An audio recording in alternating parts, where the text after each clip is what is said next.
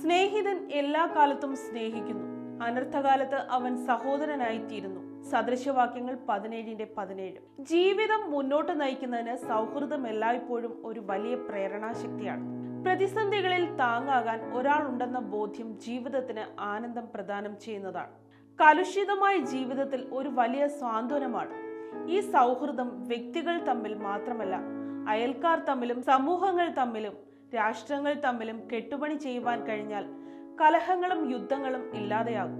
അവരെ ആത്മാർത്ഥമായി സ്നേഹിക്കുവാൻ സാധിക്കുമെങ്കിൽ സമൂഹത്തിലെ നിരവധി പ്രശ്നങ്ങളും പരിഹരിക്കുവാൻ കഴിയും.